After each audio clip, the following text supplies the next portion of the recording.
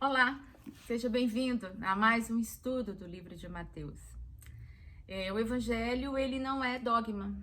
O Evangelho não é uma religião. E o Evangelho também não é filosofia de vida. Se alguém falar para você que segue a filosofia do Evangelho, ele ainda não entendeu o Evangelho.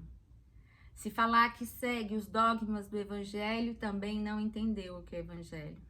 Porque Evangelho é poder para viver. É poder para viver. O Evangelho, à medida que você vai aprendendo o que essas palavras significam e à medida que você as coloca em prática, o seu interior, né, que você tem um espírito, você é habitado por um espírito e que se comunica ao Espírito de Deus. E à medida que você vai interiorizando essa mensagem, vai praticando, você vai suportando milagrosamente, você vai suportando os dias maus, né? Uma paz acima de toda compreensão humana vai invadindo o seu coração, mesmo você na dor, na profunda dor, no desespero, na solidão. E coisas no seu interior vão se transformando, coisas que você nunca pensou, né? Às vezes nada muda, nada vai mudar para além da gente, às vezes não, mas tudo muda internamente. E quando você muda o seu olhar, e o Evangelho, com esse ensinamento dele, a partir de Jesus, com esse olhar que Jesus nos ensina enquanto Deus na Terra, ele vai nos ensinando, né, a interiorizar isso, não só numa perspectiva mental, cognitiva, mas que também alcance as nossas emoções, porque, de certa forma, se eu penso, a minha emoção passa a ser balizada pelos meus pensamentos e as minhas condutas vão ser fruto de tudo isso, né? É claro que eu estou falando aqui em linhas gerais, mas no Evangelho é como se o teu espírito, né, fosse essa casa, essa morada que vai governar pensamento, ações, sentimentos, e toda vez que isso sai de alguma forma, né, você vem com esse conhecimento espiritual, essa espiritualidade, e traz aquilo que está fora para dentro, para o seu centro, para a sua organização mental. É isso que eu experimento, né? É isso que eu vejo o Evangelho fazer na minha vida e na vida de tantas pessoas, né? Que ao longo aí de 2000 anos, né? E nós somos privilegiados por termos essa consciência e por termos esse conhecimento. Então, aproprie-se dessa palavra hoje. E aí eu vou compartilhar com você. Nós estamos lá em Mateus 8, nos versículos 18 a 22. E o que é legal aqui nessa passagem? Né? A gente falou na última passagem da cura da sogra de Pedro. E hoje eu vou só acertar aqui. Aí ficou melhor. E hoje a gente está falando aqui de duas pessoas que encontraram Jesus. Eu vou ler, né, aqui rapidamente. Vendo Jesus em torno de si uma grande multidão, ordenou que passassem para o outro lado do lago. Então o escriba aproximou-se dele e disse: Mestre, veja bem, um escriba se aproximou de Jesus e disse: Mestre, aonde quer que fores, eu te seguirei. E Jesus respondeu a esse escriba, mestre da lei, tinha bastante conhecimento, né? Olha, as raposas têm covis, as aves do céu têm ninhos, mas o filho do homem, eu mesmo, não tenho onde reclinar a cabeça. E outro de seus discípulos lhe disse: Senhor, permite-me ir primeiro sepultar meu pai? Jesus, porém, lhe disse: Segue-me e deixa os mortos o sepultar os seus próprios mortos. Olha que interessante aqui, né? Nós temos duas pessoas. Jesus, então, passa para o outro lado, né, do lago. Ele estava vindo ali da casa de Pedro.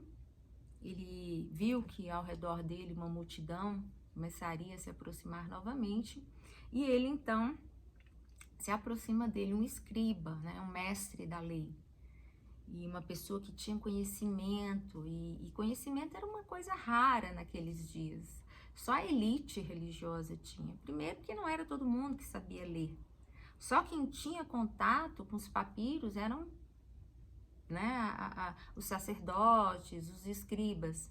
Então, o conhecimento por si só já era algo de muito privilégio, né? Já era algo que trazia muitas prerrogativas para quem o detinha. E aí você tem essa pessoa, né, que é carregada desse lugar social e religioso, cheio de privilégios, e vira para Jesus e fala: Senhor,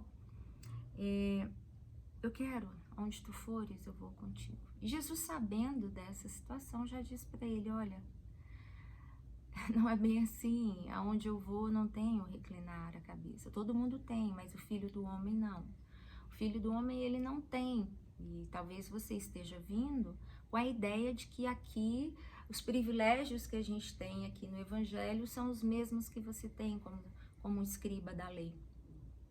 E às vezes nós nos aproximamos de Jesus também com essa ideia, né, de que se aproximar de Jesus é manter ou é ter alguma forma de privilégio, porque coincidentemente a gente entende que o Evangelho carrega coisas desse mundo para esse mundo com os valores de cá. E o que Jesus está nos ensinando é que o Evangelho não faz isso. O Evangelho, ele está relacionado a um outro mundo, a um outro modo de valores, de se operar.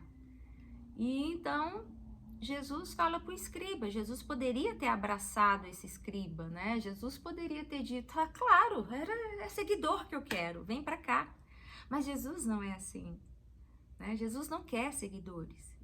Ele quer homens e mulheres que tenham consciência daquilo que estão fazendo, que saibam de fato o que é o reino, o privilégio de se estar no reino.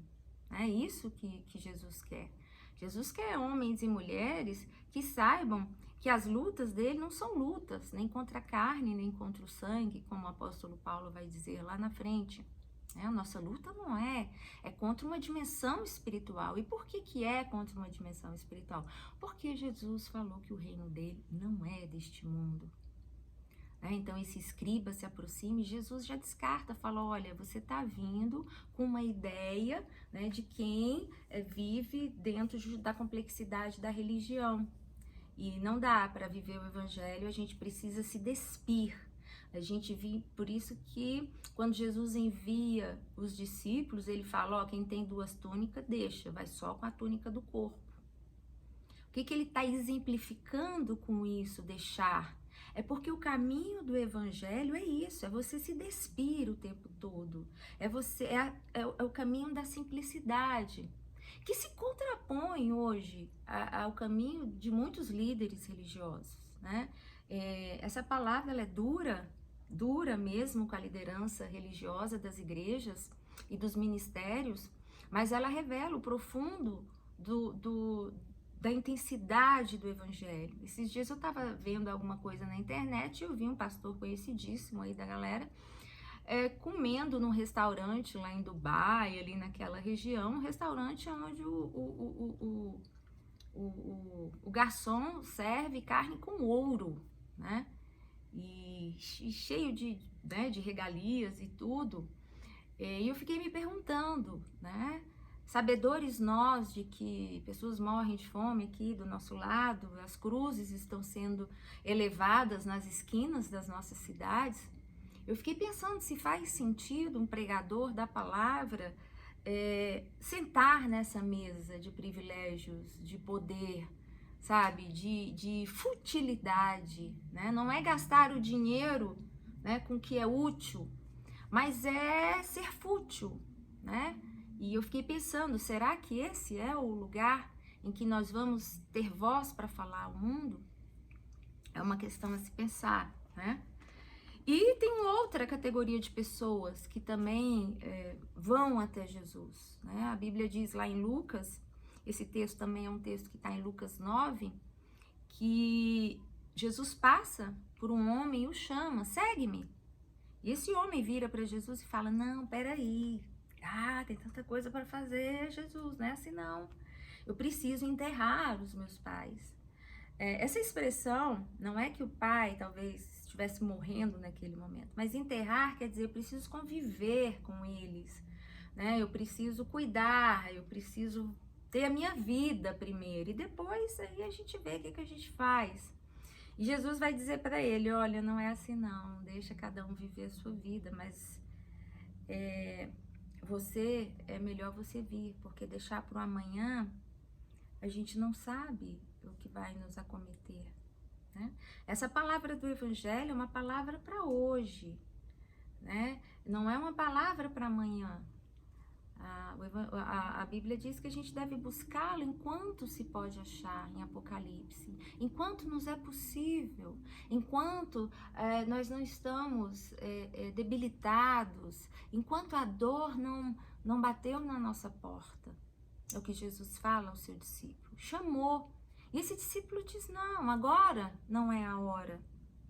E Jesus nos alerta que toda hora é a hora, que é o dia chamado hoje.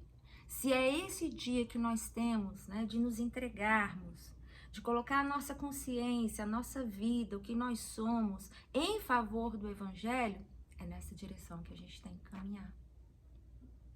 A gente não tem que esperar o dia de amanhã, porque eu sou feito da minha escolha hoje.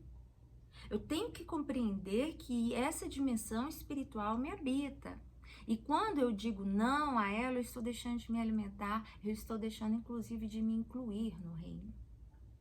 O negócio é que a gente pensa que incluir no reino, a gente tem que vestir uma outra roupa, a gente tem que ter alguns ritos, né? A gente tem que vestir alguma roupa física ou espiritual, a gente tem que ter uma outra aparência, né?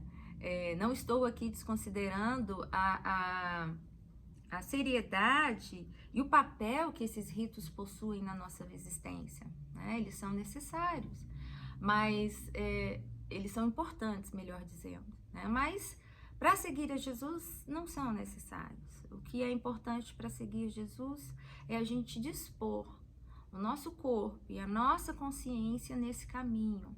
É se colocar sendo um reprodutor desse caráter de Jesus no nosso cotidiano. É compreender e ir pegar a sua cruz, fazer a vida acontecer a partir dessa perspectiva e também, por conta disso, viver esse poder, né? Porque esse conhecimento, ele é poder para nós. Ele vai nos capacitando, né, a conviver com essas idiosincrasias do nosso tempo, da nossa hora. A gente vai vendo, a gente vai aprendendo a lidar com os mortos aqui que o discípulo falou. Deixa eu enterrar meu povo. Né? Você é como que quem dissesse, eu preciso me doar para algo e depois eu me dou para você. E em Jesus a gente aprende que não precisa ser assim. Quando a gente se dedica para Ele, a gente se torna um manancial de água viva. E todos vêm beber dessa fonte que nos habita. E a gente passa a ser fonte para o mundo, né? E o mundo passa a aprender conosco, né? Nós somos fontes desse amor, desse perdão, dessa compreensão, dessa água viva que jorra, jorra, jorra. Porque todo aquele que bebe desse poder genuíno de evangelho se transforma nesse manancial de água viva, como Jesus foi. E é assim que eu termino esse estudo, dizendo que a gente precisa mesmo pensar, né? Se temos nos colocado em algumas dessas situações, se a gente está com medo de perder os nossos privilégios e prerrogativas, ou se a gente está deixando para amanhã, por achar que isso não tem a ver com o mundo de hoje. E andar com Jesus é condição, assim, sine qua non, para nos dias de hoje você permanecer sóbrio e lúcido. Pense nisso. Até a próxima.